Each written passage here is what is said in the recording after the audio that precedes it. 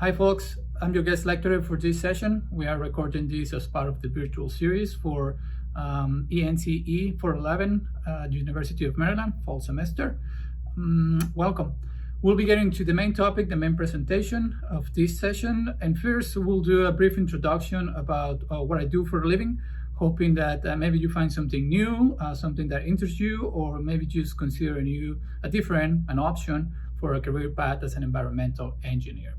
But before that, just want to make the comment that the fact that I get to do this for the class, and the fact that you get to watch this from home, maybe, and hopefully from the comfort of your pajamas, make us some of the most fortunate people these days. Maybe it's not what we were hoping for 2020, but definitely something that we should recognize and try to make the most out of it. All right, who is this dude? I'm Adrian Romero. I'm a process engineer with Jacobs Engineering, one of the, in many areas of engineering, the #1 engineering firm.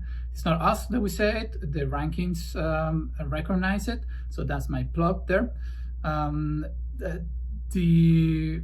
I also call my position as process engineer, I also call it Water Resource Recovery Solutions Engineer. Fancy, right? But if you're my younger brother, who is an IT engineer, he just calls me the shit engineer. Hoping I can bleep that. By the way, I'm recording this from what is my office these days at the Water Resource Recovery Facility in Wilmington, Delaware. And you can see in the background the aeration basins where the bugs are munching happily over there, all that beauty. All right, so my position, what I do, I cover a wide range of solutions for clients in the water sector, applying engineering and science. The focus is to support these utilities to become more efficient resource recovery facilities. How did I get here? I come from Mexico with a background in chemistry and biology, and I came to University of Maryland for grad school at the Professor Torrance group. My PhD research focused on odors from wastewater treatment plants and biosolids. And after finishing my PhD, I passed the baton to Ulrich Basimo with the work on odors, and he has also a session here, so he will be covering that topic there. When I finished my PhD, I went to George Washington University as a postdoctoral researcher, and I work in the intensification of anaerobic digestion for recovery of energy. There is another session by Maya Tatinclaw that will be talking about anaerobic digestion too, so that's going to be covered over there. After a year at UW, I jumped from a career in academia to consulting with Jacobs Engineering. So for the past 3 years, I have been working in pretty cool projects all over the world with the main goal of that, supporting utilities to become resource recovery facilities, from collection system all the way to the treatment plant and biosolids handling. As part of my work in trying to do that, in designing, troubleshooting, just studies, master planning, all that, there is the use of several tools. One of them is the use of process models and simulators, and that's our main topic today. So what I'm going to do, I'm going to give you it's a very brief introduction of process models and a case study on how we apply that for that particular case, and we'll tie it to an exercise, an assignment there, so you get some data, and we'll work through that as well. But let's jump to the main presentation, the main topic. Hope you enjoy it, and yeah, thank you for the opportunity again. Okay, let's get to it. Again, my name is Adrian Romero, and I'll be talking today about process modeling and nutrient recovery in water resource recovery facilities. Before we get into the agenda and the material, just the big picture that I like to present. To really put this into perspective, there is a bigger picture than what I'm going to show you in this slide. So let's call this a pixel, a series of pixels there. And I like to start with food because why not, right? So we all require this, day-to-day life. Where does it come from? The farms, more likely, and sometimes it comes directly to our table. Some other times goes through food processing and then to our table. At the farm, what's happening, what is needed? We're going to need nutrients, water, and energy to grow that food. Once we enjoy our meals, or if there is some waste, which there is a lot of food waste around, there is the need of water, clean water that we use in our homes, and you will use water to flush the unprocessed food. Let's call it like that, unprocessed food to the resource recovery facilities, where it gets treatment, that food, that water gets treated, and the production, what's come out of these facilities are biosolids, water, and energy. And you see where this is going, where it will only make sense that the nutrient-rich biosolids and the water could be reused for growing more food. Energy-wise, if it is true that a lot of these utilities produce energy, they also demand a lot of energy to do this treatment. So right now, in the best case scenario, energy gets used to cover part of the energy demands at the facility. Okay, so our agenda for today will cover an introduction to wastewater process models, the definition, and in general what they are and what they're used for, and a case study with nutrient recovery using the whole plant process modeling approach. And then a final comment there. We'll be emphasizing on the use of data and the quality of that data to develop these process models and simulators, the use of the simulators and how they impact decision making from small to big ones. So with that in mind, let me start with the phrase trash in, trash out. That is a key motto of process modeling, and I think it can be expanded to many areas of engineering. Whatever you use as your input pretty much is going to determine the quality of your output. So the better your data, your input is, the best chances you have to defend the results of the conclusions that came out of that. So we'll keep that in mind. Trash in, trash out. You'll hear it a lot in these settings, the same as garbage in, garbage out, or it can get worse. Talking about models and simulators for wastewater processes. What is a model? It's a set of mathematical equations around a specific process. Examples include aeration, what is the oxygen demand and how we transfer or transform that into airflow in a standard cubic feet per minute. Chemical precipitation, we can model that, we can develop a model, the same with biological growth and degradation, and so on. And a lot of these equations can be found in texture and literature and research paper, and there is constant research trying to explain mechanistically different processes and be able to develop models. Simulators, on the other hand, it's a program, a software that group many models together so it can simulate an entire system. If you think of an aeration basin, there is not only the oxygen demand that needs to be modeled there, there are also chemical and physical processes that have their own model. So when you package this together, you can do that in a simulator. When we talk about whole plant modeling, we can have all these processes in different units, process units. You can say process unit as an aeration basin or as a sedimentation tank, a clarifier, anaerobic digester. So you can have all these processes and all these models grouped together in a simulator. Ultimately, a simulator is simply a tool used by a process engineer. It should be able to do all the math by hand, the process engineer. We should be able to do that, but a model and a simulator, they just do it faster, right? So it's a tool. So basics of process modeling. How is a biological process model used? For example, the users input information for the wastewater to be simulated. So you have wastewater coming to the plant that you want to simulate, and you have input information. For example, you have substrate or the food, which it's for example BOD5 and or COD, chemical oxygen demand. You have an acronym list. You are probably by now, or you're going to get more and more familiar with all these acronyms and all the definitions for these parameters.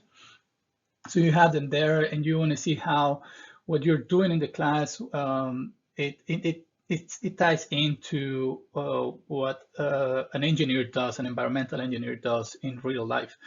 So the importance of the quality of this data, it's key for all what we do. So we can also have as an input nutrients, the amount of phosphorus, the amount of nitrogen, and other factors such as pH, temperature, suspended solids, volatile and total, as well as reactor information. This is also part of the input for process models and operational information of the process itself. So we can simulate and do a bunch of cool stuff with these simulators. How does it work?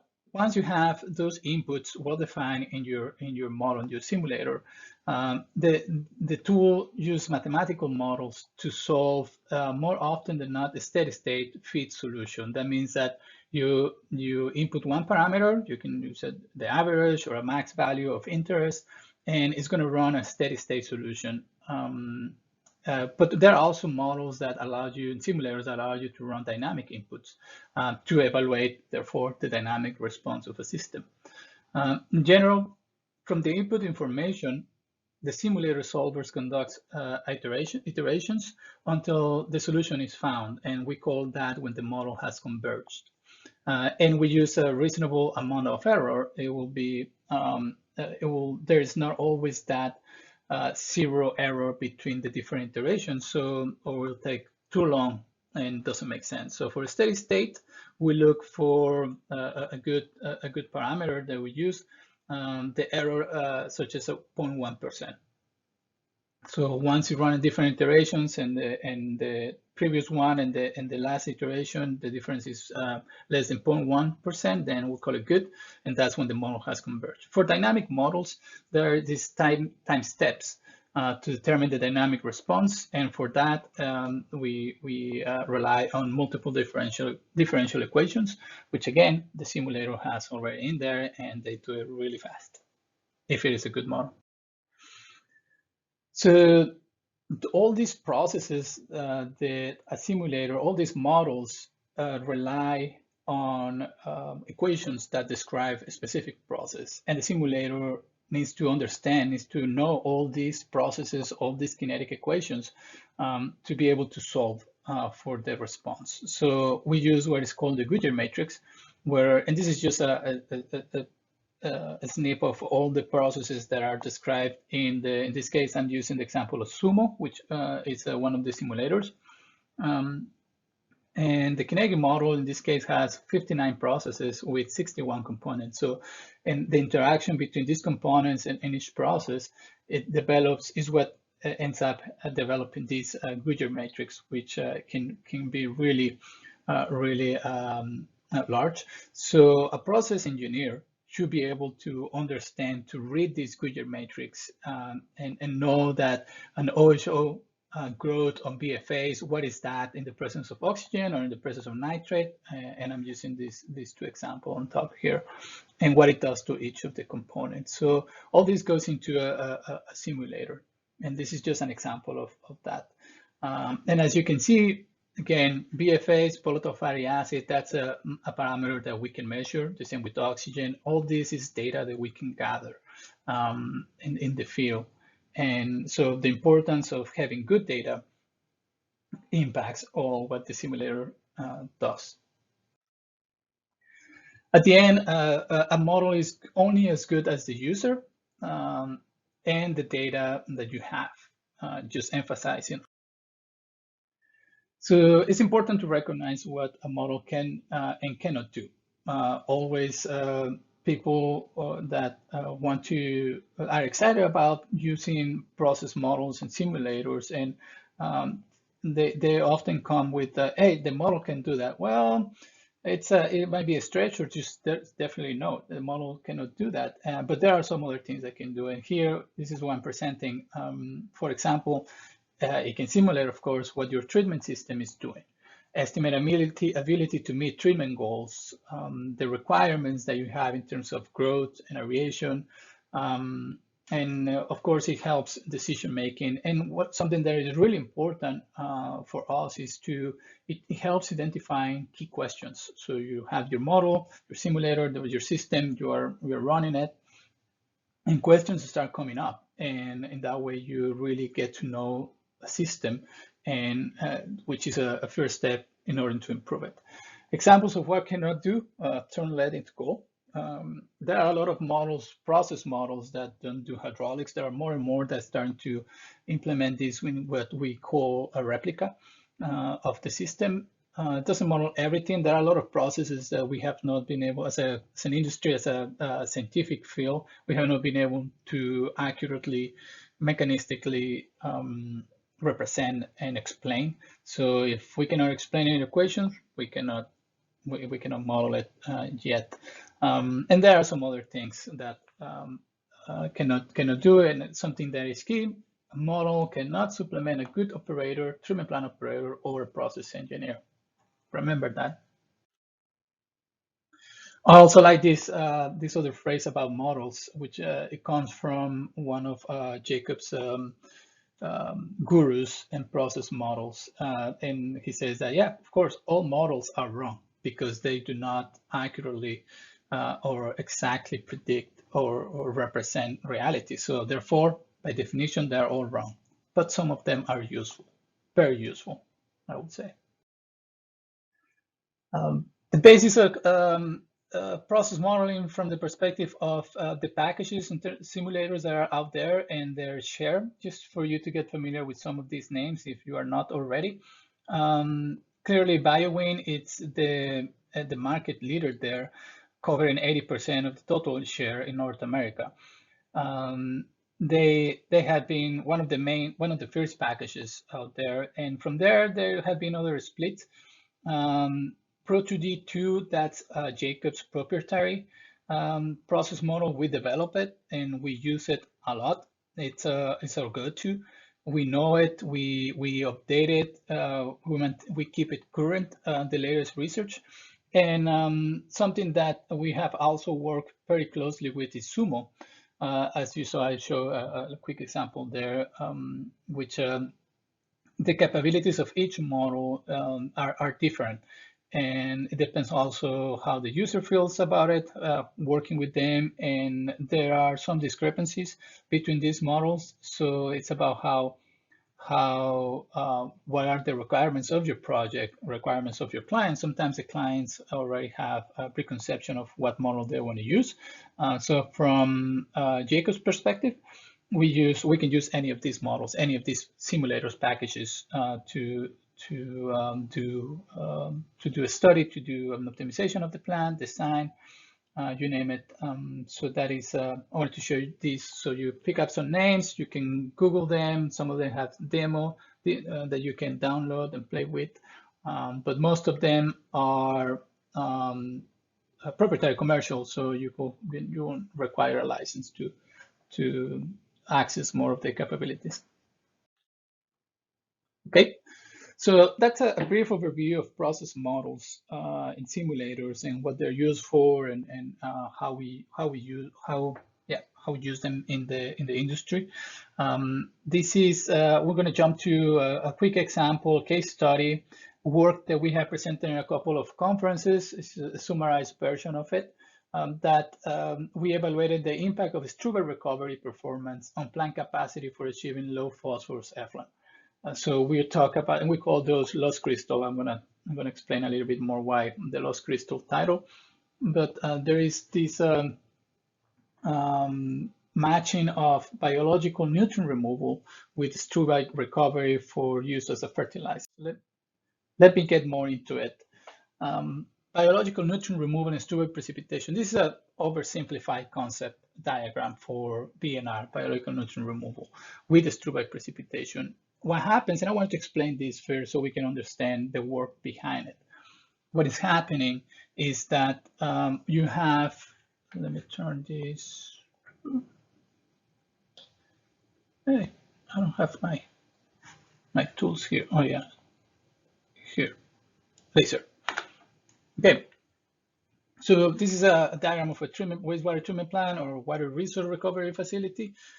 You have your influent with food, BOD, total phosphorus coming in, which splits in particulate and soluble being phosphate, PO4, and nitrogen in different forms as well. There's oftentimes a primary clarifier where you extract some of the sludge there and then remove some of the food, some of the carbon that precipitates the sediments here.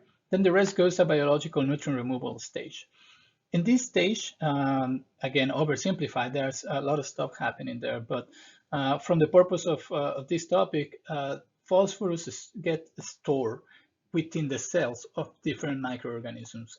And to do that, they consume biological oxygen demand, carbon. They consume that.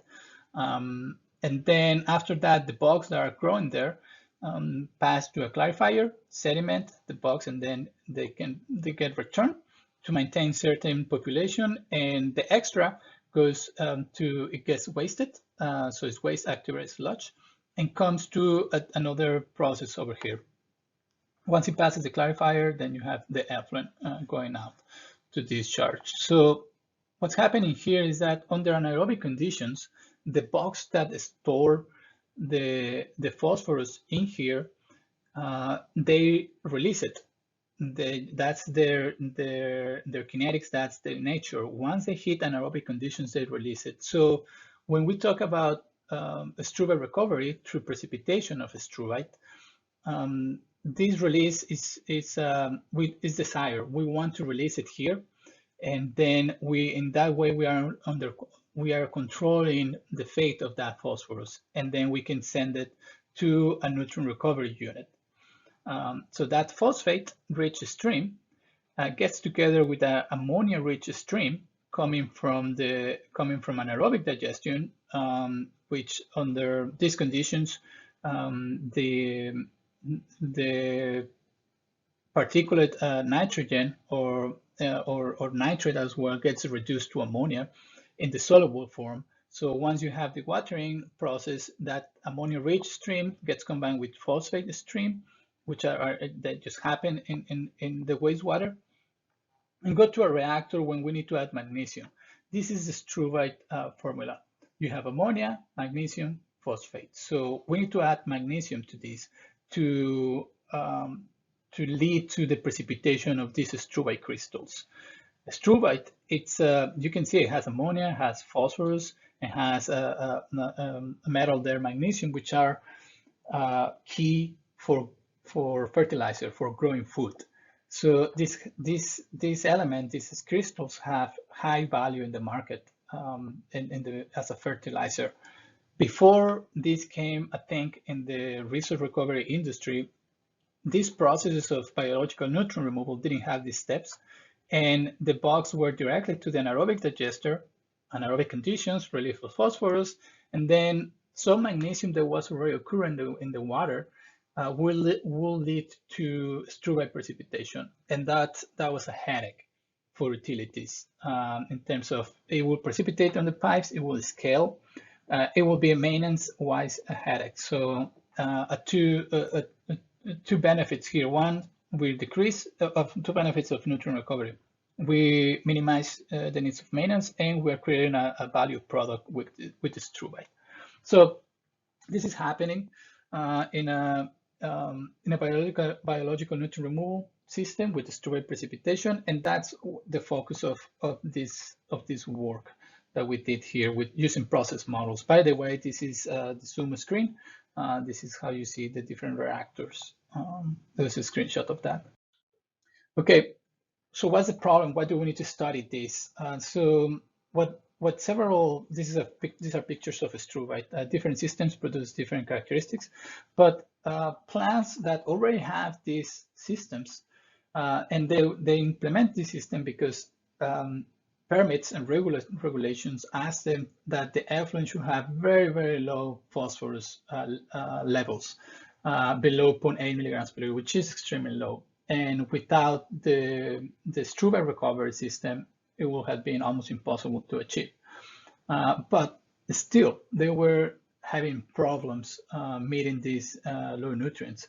So we look at some data of different plants, and we realize that, yeah, orthophosphate, which is the soluble form of phosphorus, the removal across the struvite recovery system was between 80 and 90%.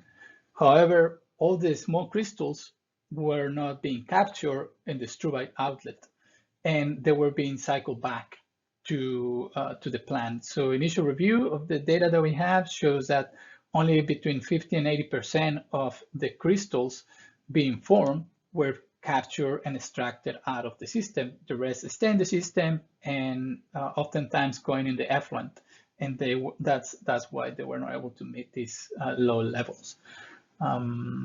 Right, so that was the problem that we identified there. And the objective of the project was to investigate if indeed the struvite lost from the overflow of these reactors could be responsible for the overall performance issues.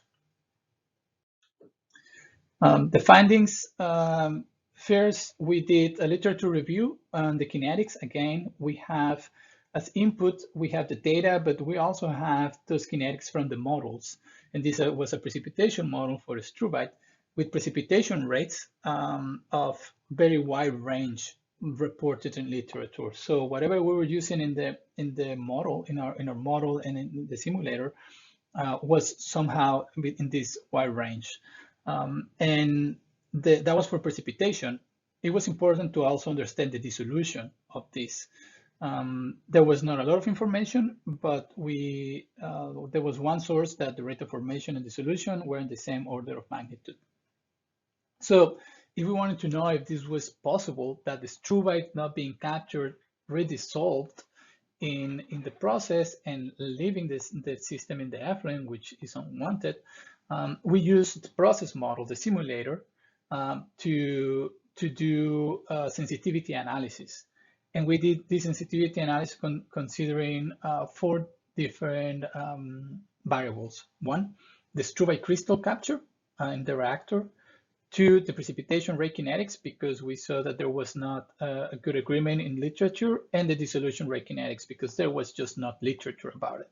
And the 4th element was the food to phosphorus ratio, which is a sign of plant robustness. So again, remember that this process relies on food this box relies on food to store the phosphorus, the phosphate.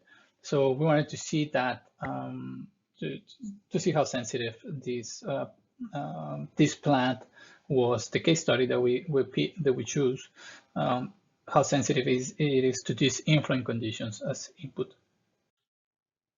The model, just a quick screenshot. Again, a much more complex model. Several influents, several reactors. This is the struvite recovery in there.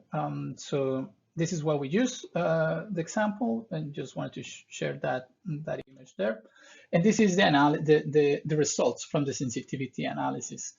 Again, we evaluated the effect of capture on that, and what I'm showing here on the y-axis is the change on effluent total phosphorus from the baseline. Baseline being a plant that is performing at optimal conditions below the limit that we have of 0.8. So right now at 0.4 milligrams per liter, and this is percent change. And these are our different scenarios that we did. We see that when the particles, the struvite crystals, are not being captured, there's a slight impact in there. This is when 50% capture instead of the 90%, which was our default, and 0% capture, then you have an increase. The other 2 numbers mean the precipitation rate of 10 and the dissolution rate of 1. There. the overall removal efficiency and everything in all these scenarios was 80%. So from the effect of capture, we look at the effect on the precipitation rate. So we vary the capture and then here, and then we increase from 10 per day to 400. So it will precipitate faster. And we saw there was not a lot of change. So it was not very sensitive to the precipitation rate that we chose. And again, why we did that, that's because the literature had a wide range of reported values for this. So after that, we came back to our 10 per day, and then we changed the dissolution rate. And we saw that when there was a 0% capture, even at 50% capture, comparing to this other part, there was an increase already, meaning that if the dissolution rate is actually higher than what we assume in the model, then we'll be dissolving that phosphorus, and that phosphorus will be leaving the system. If there is no capture of struvite crystals, then we see a higher increase. And so that was a key finding, that we identified that we really, remember that we say that models and simulators also provide questions. We identify here that, all right, it may be the case that the struvite crystals that are coming back in our system are responsible, and the dissolution is responsible for the effluent, but also identify the question that, well, what is the dissolution rate? We really don't know. We show that it's sensitive to it, but we don't have the right number there. So just as a parenthesis there, because of this, we start partnering with University of Illinois and Urbana-Champaign, and we start the research to determine the dissolution rate, that a number that is solid and we can use, and we can defend that. So that's still ongoing. We have been getting good results there. And the 4 parameter that, remember, that we looked at was the original BOD to TP ratio that we had in our influent was 32:1. If we decrease that, meaning that we have more phosphorus than BOD from our baseline, we see that there is also an increase in the, especially at 50% of capture. So if we compare this bar to this bar, we see that jump there, meaning that if the influent conditions change, where less BOD is coming in, less food, and the same amount of phosphorus, then the plant might be in a bad position to compensate for any additional phosphorus that is coming in the recycle. All right, key takeaways. A wide range of parameters in literature that we found from this case study. So we found, again, ample research in precipitation with values varying greatly, and there was not enough research on struvite dissolution. And as I say, we're covering that part too. The model shows sensitivity to struvite dissolution rate parameters, again, and the capture struvite could result in higher effluent TP for facilities, especially if those facilities have a low BOD to TP ratio. Again, that is important from the process perspective. And for the case study, we found that through simulations, we found that the plant is able to handle potential dissolution, and that is because they have favorable characteristics in the influent. Again, because of that, we went back to the data and checked, and we did a tier pass on that data and to confirm that the plant is actually receiving that those characteristics from a good amount of data, sorted out, looking at the quality, doing some data grooming, using statistics, and say, all right, we are comfortable with those numbers, so the plant should be in good shape. Consider if those parameters don't change. That closes it up in that case study, and tying it up to the use of process models, what they do for us as a tool for a process engineer, how we use it. There are a bunch of other examples. We use it pretty much day to day. People that only do its modeling process using simulators. I like to mix it up, but definitely a tool that I rely a lot on. So one final comment to leave you with, and I hope you picked something something useful from this, let me know if you have any question. There are two final comments that I'm going to leave you with. The first one is about digital twins.